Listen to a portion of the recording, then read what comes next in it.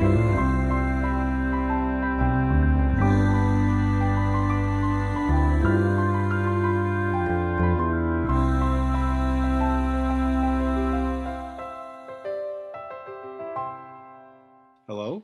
I'm Earl Weinberg, and this is Book Circle.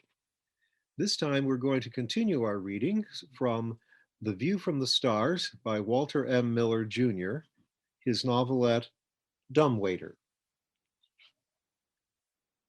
Mayor Sarquist's car began twittering a radio protest to Central. Mitch climbed inside and wrenched loose the cable that fed the antenna. The loudspeaker began barking complaints about sabotage. Mitch found a toolbox under the back seat and removed several of the pilot computer's panels. He tugged a wire loose and the speaker ceased complaining. He ripped at another and a bank of tubes went dead. He drove away using a set of dial controls for steering. The girl in the back seat began to recover her wits. She sat up and stared out the window at the thin traffic. The sun was sinking and the great city was immersing itself in gloom. "You're worthless," he growled at Marta. "The world takes a poke at you and you jump in your mental coffin and nail the lid shut. How do you expect to take care of your baby?" She continued to stare gloomily out the window. She said nothing. The car screeched around a corner, narrowly missing a mechanical cop. The cops skated after them for 3 blocks, siren wailing. Then it abandoned the chase. "You're one of the machine age's spoiled children," he fumed. "Technologists gave you everything you could possibly want. Push a button and you got it. Instead of taking part in the machine age, you let it wait on you. You spoiled yourself. When the machine age cracks up, you crack up too, because you never made yourself its master. You just let yourself be mechanically pampered." She did not seem to hear. He swung around another corner and pulled to the curb. They were in front of a 3-story brick building set in the center of a green-lawned block and surrounded by a high iron fence. The girl stared at it for a moment and raised her chin slowly from her fist. "The city orphanage!" she cried suddenly and bounded outside. She raced across the sidewalk and beat at the iron gate with her fists. Midge climbed out calmly and opened it for her.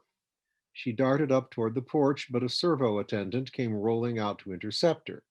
Its handcuff hand was open to grasp her wrist. "Drop low," he bellowed at her. She crouched on the walkway, then rolled quickly aside on the lawn. A burst of machine gun fire brightened the twilight. The robot spun crazily and stopped, hissing and sputtering. Wrecking a robot could be dangerous. If a bullet struck the tiny nuclear reactor just right, there would be an explosion. They skittered wide round it and hurried into the building. Somewhere upstairs, a baby was crying. A servo nurse sat behind a desk in the hall, and she greeted them as if they were guests. "Good evening, sir and madam. Do you wish to see one of the children?" Marta started toward the stairs, but Mitch seized her arm. "No, let me go up. It won't be pretty." But she tore herself free with a snarl and bounded up the steps toward the cry of her child. Mitch shrugged to himself and waited. The robot nurse protested the illegal entry, but did nothing about it. "No!" A horrified shriek from the girl. He glanced up the staircase, knowing what was wrong, but unable to help her. A moment later, he heard her vomiting. He waited. A few minutes later, she came staggering down the stairway, sobbing and clutching her baby tightly against her. She stared at Mitch with tear-drenched eyes, gave him a wild shake of her head, and babbled hysterically. "Those cribs, they're full of little bones all over the floor. Little bones." "Shut up," he snapped. "Be thankful yours is all right. Now let's get out of here."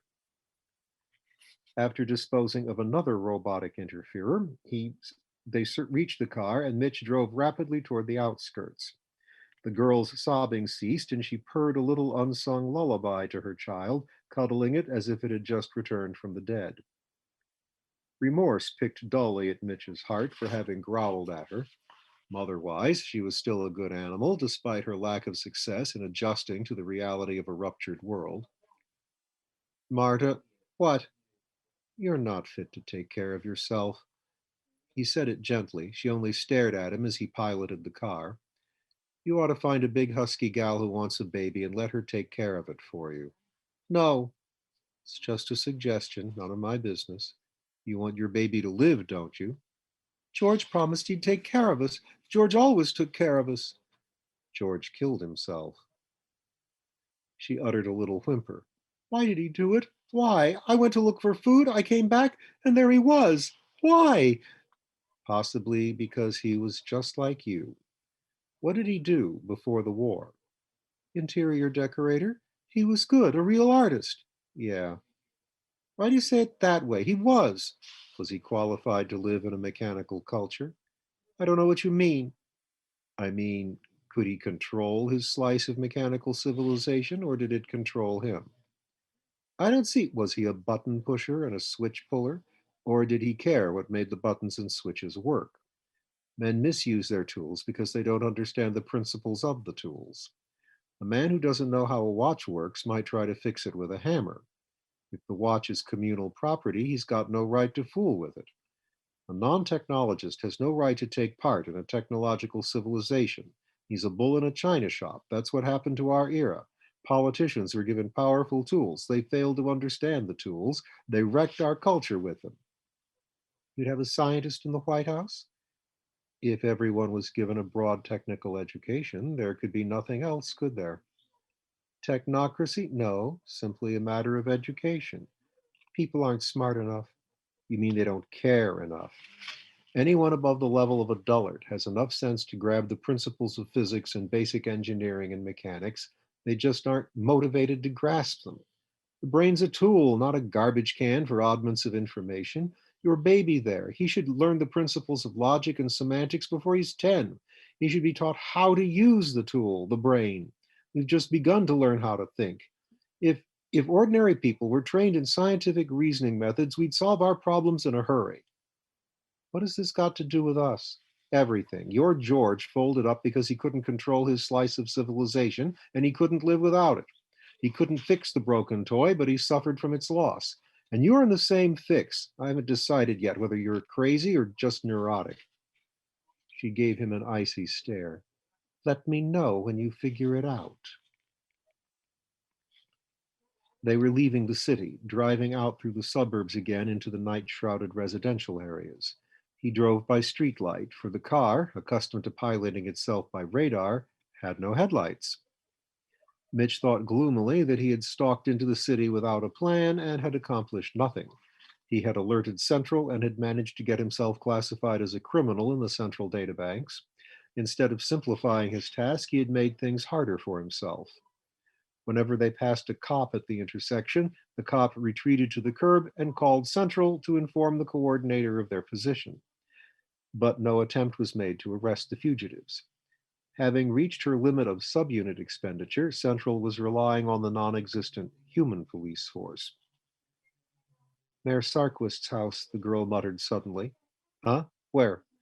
Just ahead, the big cut stone house on the right, with part of the roof caved in. Mitch twisted a dial in the heart of the pilot computer, and the car screeched to a stop at the curb. The girl lurched forward.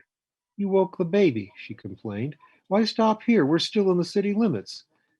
I don't know, he murmured, staring thoughtfully at the dark hulk of the two-story mansion set in a nest of oaks. Just a sort of hunch. There was a long silence while Mitch chewed his lip and frowned at the house. I can hear a telephone ringing, she said. Central calling Mayor Sarquist. You can't tell. It's been ringing for 3 years. She was looking at the rear window. Mitch? Huh? There's a cop at the intersection. He seemed not there. He opened the door. Let's go inside. I want to look around. Bring the gun. They strolled slowly up the walkway toward the damaged and deserted house. The wind was breathing in the oaks, and the porch creaked loudly beneath their feet. The door was still locked. Mitch kicked the glass out of the window and they slipped into an immense living room. He found the light. The cop will hear that noise, she muttered, glancing at the broken glass. The noisy clatter of the steel wheeled skater answered her. The cop was coming to investigate. Mitch ignored the sound and began prowling through the house. The phone was still ringing, but he could not answer it without knowing Sarquist's personal ID code. The girl suddenly called from the library, What's this thing, Mitch? What thing? He yelled. Typewriter keyboard, but no type? Just a bunch of wires and a screen? His jaw fell agape. He trotted quickly toward the library. A direct channel to the databanks, he gasped, staring at the metal wall panel with its encoders and the keyboard. What's it doing here? He thought about it briefly. Must be, I remember, before the Exodus, they gave Sarquist emergency powers in the defense setup. He could requisition whatever he needed for civil defense, draft workers for first aid, traffic direction, so on. He had the power to draft anybody or anything during an air raid. Mitch approached the keyboard slowly. He closed the main power switch, and the tubes came alive. He sat down and typed, Central from Sarquist. You will completely clear the ordnance section of your databanks and await revised ordinances. The entire city code is hereby repealed. He waited. Nothing happened. There was no acknowledgement. The typed letters had not even appeared on the screen. Broken? Asked the girl. Maybe, Mitch grunted. Maybe not. I think I know. The mechanical cop had lowered his retractable sprockets, climbed the porch steps, and was hammering at the door. Mayor Sarquist, please, he was calling. Mayor Sarquist, please. Let him rave, Mitch grunted. He looked around at the library. There was a mahogany desk, several easy chairs, a solid wall of books, and a large safe in another wall. The safe? Sarquist should have some rather vital papers in there, he murmured. What do you want with papers? The girl snapped. Why don't we get out of the city while we can? He glanced at her coldly. Like to go the rest of the way alone? She opened her mouth, closed it, and frowned. She was holding the Tommy gun, and he saw it twitch slightly in her hand, as if reminding him that she didn't have to go alone. He walked to the safe and idly spun the dial. Locked, he muttered. It'd take a good charge of TNT or what? Central. He chuckled dryly. Maybe she'll do it for us. Are you crazy? Sure. Go and lock the door. Let the policeman in. No, she barked. Mitch snorted impatiently. All right, then I'll do it. Pitch me the gun. No, she pointed it at him and backed away. Give me the gun. No. She had laid the baby on the sofa where it was now sleeping peacefully. Mitch sat down beside it. Trust your aim? She caught her breath. Mitch lifted the child gently into his lap. Give me the gun. You wouldn't. I'll give the kid back to the cops. She whitened and handed the weapon to him quickly. Mitch saw the safety was on, laid the baby aside, and stood up. A moment later, she was stretched across his lap, clawing at his legs and shrieking while he applied a ruler with resounding force. Then he dumped her on the rug, caught up the gun, and went to admit the insistent cop. Man and machine stared at each other across the threshold. The cop radioed a visual image of Mitch to Central and got an immediate answer. Request your surrender immediately, sir. Am I now charged with breaking and entering? Affirmative. You planning to arrest me? Again, the cop consulted Central. If you will leave the city at once, you will be granted safe passage. Mitch lifted his brows. Here was a new twist. Central was doing some interpretation, some slight modification of ordnance. He grinned at the cop and shook his head. I locked Mayor Sarquist in the safe, he stated evenly. The robot consulted Central. There was a long twittering of computer code. Then it said, This is false information. Suit yourself, Tin Boy. I don't care whether you believe it or not. Again, there was a twittering of code. Then, stand aside, please. Mitch stepped out of the doorway. The subunit bounced over the threshold with the aid of the four-footed sprockets and clattered hurriedly to the library. Mitch followed, grinning to himself. Despite Central's limitless intelligence, she was as naive as a child. He lounged in the doorway to watch the subunit fiddling with the dials of the safe. He motioned the girl down and she crouched low in a corner. The tumblers clicked. There was a dull snap. The door started to swing. Just a minute, Mitch barked. The subunit paused and turned. The machine gun exploded and the brief hail of bullets tore off the robot's antenna. Mitch lowered the gun and grinned. The cop just stood there, unable to contact Central, unable to decide. Mitch crossed the room through the drifting plaster dust and rolled the robot aside. The girl whimpered her relief and came out of the corner. The cop was twittering continually as it tried without success to contact the coordinator. Mitch stared at it for a moment, then barked at the girl. Go find some tools. Search the garage, attic, basement. I want a screwdriver, pliers, soldering iron, solder, whatever you can find. She departed silently. Mitch cleaned out the safe and dumped the heaps of papers, money, and securities on the desk. He began sorting them out. Among the various stacks of irrelevant records, he found a copy of the original specifications for the central coordinator vaults, dating from the time of installation. He found blueprints of the city's network of computer circuits linking the subunits into one. His hands became excited as he shuffled through the stacks. Here was data. Here was substance for reasonable planning. Heretofore, he had gone off half cocked and quite naturally had met immediate failure. No one ever won a battle by being good, pure, and ethically right, despite Galahad's claims to the contrary. Victories were won by intelligent planning, and Mitch felt ashamed for his previous impulsiveness. To work out a scheme for redirecting Central's efforts would require time. The girl brought a box full of assorted small tools. She set them on the floor and sat down to glower at him. More cops outside now, she said, standing and waiting. The place is surrounded. He ignored her. Sarquist's identifying code. It had to be here somewhere.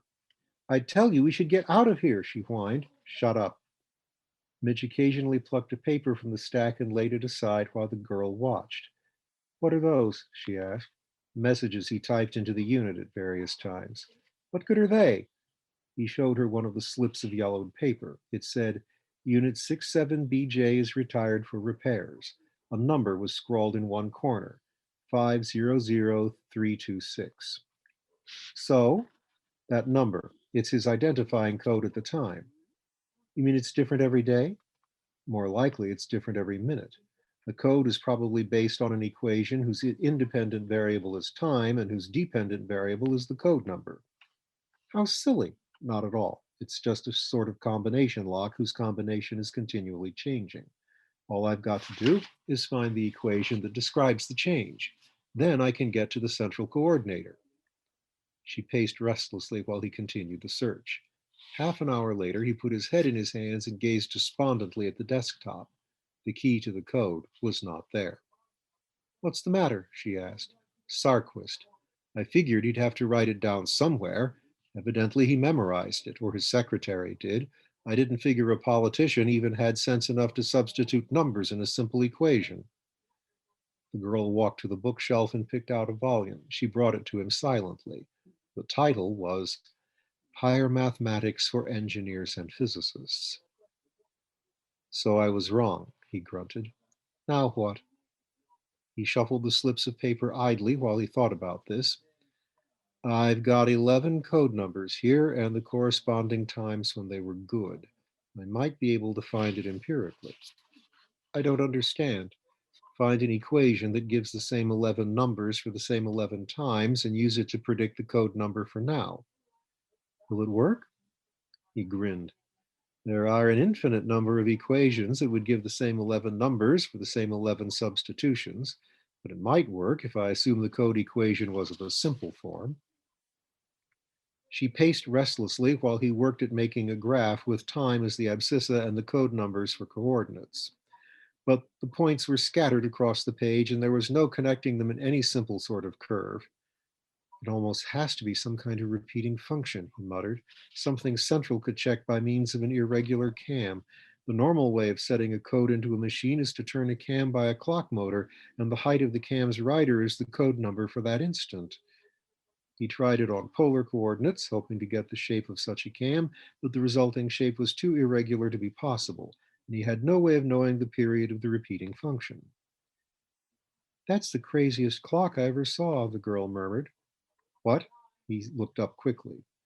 That electric wall clock, 5 minutes ahead of the electric clock in the living room. But when we first came, it was 20 minutes ahead. It stopped, maybe. Look at the second hand. The red sweep was running. Mitch stared at it for a moment, then came slowly to his feet and walked to her side. He took the small clock down from its hook and turned it over in his hands. Then he traced the cord to the wall outlet. The plug was held in place by a bracket, so it could not be removed. The sweep hand moved slowly, it seemed.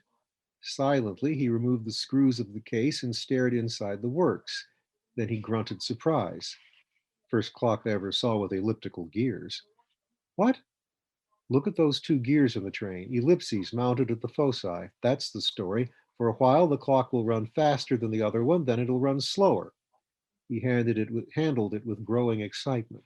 That's it, Marta, the key. Central must have another clock just like this one. The amount of lead or lag in minutes is probably the code. He moved quickly to the direct contact unit. Tell me the time on the other clock. She hurried into the living room and called back, 10:17 and 40 seconds, 45, 50. The other clock was leading by 5 minutes and 15 seconds.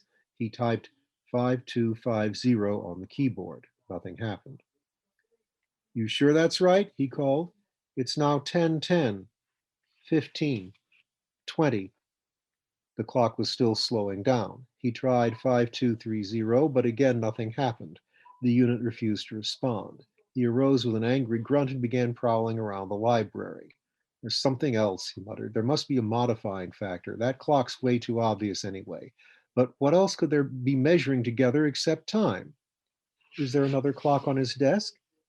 No, it's a barometer. It doesn't. He paused to grin. Could be. The barometric pressure difference from the mean could easily be mechanically added or subtracted from the reading of that wacky clock. Visualize this inside Central. The two clock motors mounted on the same shaft with the distance between their indicator needles as the code number, except the distance is modified by having a barometer rigged up to the shift of one of the clocks one way or the other on its axis. It's simple enough. She shook her head. Mitch took the barometer with him to the unit. The dial was calibrated in atmospheres and the pressure was now 1.03. Surely, he thought, for simplicity's sake, there would be no other factor involved in the code. This way, Sarquist could have glanced at his watch and the wall clock and the barometer and could have known the code number with only a little mental arithmetic. The wall time minus the wrist time plus the barometer's reading. He called to the girl again, and the lag was now a little over 4 minutes. He typed again. There was a sharp click as the relays worked. The screen came alive, fluttered with momentary phosphorescence, then revealed the numbers in glowing type. We've got it, he yelled to Marta. She came to sit down on the rug. I still don't see what we've got. Watch. He began typing hurriedly, and messages flashed neatly upon the screen. Central from Sarquist. Clear your tanks of all ordnance data except ordinances pertaining to recording of information in your tanks. Prepare to record new data. He pressed the answer button and the screen went blank, but the reply was slow to come. It won't work, Marta snorted. It knows you aren't Sarquist. The subunits in the street have seen us. What do you mean by no? What do you mean by see? Central isn't human. It knows and it sees.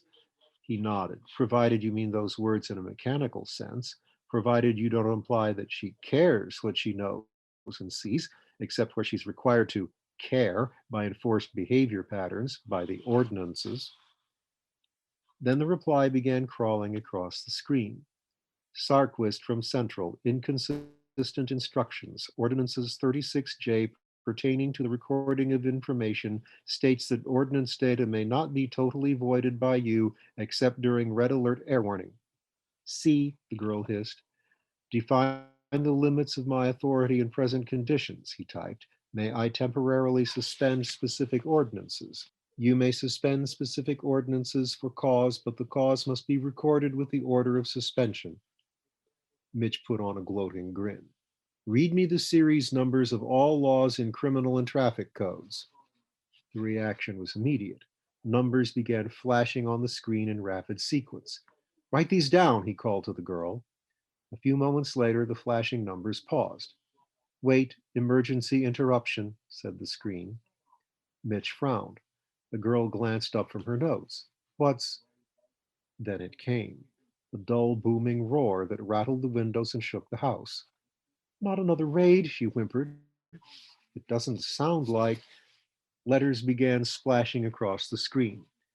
Emergency advice to Sarquist. My civilian defense coordinator has been destroyed. My anti-aircraft coordinator has been destroyed. Advise, please. What's happened? Frank Ferris, he barked suddenly. The Sugarton crowd with their dynamite. They got into the city. Central from Sarquist, he typed. Where are the damaged coordinators located? Underground vault at map coordinates K81. Outside the city, he breathed. They haven't got to the main tanks yet. We've got a little time. Proceed with the ordnance listing, he had commanded. Half an hour later, they were finished. Then he began the long task of relisting each ordnance number and typing after it, repealed, city evacuated. I hear gunshots, Marta interrupted. She went to the window to peer up and down the dimly lighted streets. Mitch worked grimly. It would take them a couple of hours to get into the heart of the city unless they knew how to capture a robot vehicle and make it serve them. But with enough men and enough guns, they would wreck subunits until Central withdrew. Then they could walk freely into the heart of the city and wreck the main coordinators, with a consequent cessation of all city services. Then they would be free to pillage, to make a mechanical graveyard of the city that awaited the return of man. They're coming down this street, I think, she called. Then turn out all the lights, he snapped, and keep quiet. They'll see all the cops out in the street. They'll wonder why. He worked frantically to get all the codes out of the machine before the Sugarton crowd came past. He was destroying its duties, its habit patterns, its normal functions. When he was finished, it would stand helplessly by and let Ferris's gang wreak havoc unless he could replace the voided ordinances with new, more practical ones. Aren't you finished yet? She called. There are a couple of blocks away. The cops have quit fighting, but the men are still shooting them. I'm finished now. He began rattling the keyboard frantically. Supplemental ordinances. Number 1, there is no limit of subunit expenditure. Number 2, you will not physically injure any human being except in defense of central coordinator units. Number 3, all mechanical traffic will be cleared from the streets immediately. Number 4, you will defend central coordinator at all costs. Number 5, the human listed in your memory under the name Willie Jesser will be allowed access to central data without challenge. Number 6, to the limit of your ability, you will set your own tasks in pursuance of this goal to keep the city's service intact and in good repair, ready for human usage. Number 7, you will apprehend humans engaged in arson, grand theft, or physical violence and eject them summarily from the city. Number 8, you will offer your service to protect the person of Willie Jesser. They're here, shouted the girl. They're coming up the walk, and will assist him in the task of renovating the city together with such persons willing to help rebuild. The girl was shaking him. They're here, I tell you. Mitch punched a button labeled Commit to Data, and the screen went blank. He leaned back and grinned at her. There was a sound of shouting in the street, and someone was beating at the door. Then the skaters came rolling in a tide of sound 2 blocks away. The shouting died, and there were several bursts of gunfire. But the skaters came on, and the shouting grew frantic. She muttered, "Now we're in for it." But Mitch just grinned at her and lit a cigarette. 50 men couldn't stand for long against a couple of thousand subunits who now had no expenditure limit. He typed one last instruction into the unit. When the plunderers are taken prisoner, offer them this choice: stay and help rebuild or keep away from the city. From now on, there weren't going to be any non-participators. Mitch closed down the unit and went out to watch the waning fight. A bigger job was ahead. And we'll continue with excerpts from The View from the Stars next time.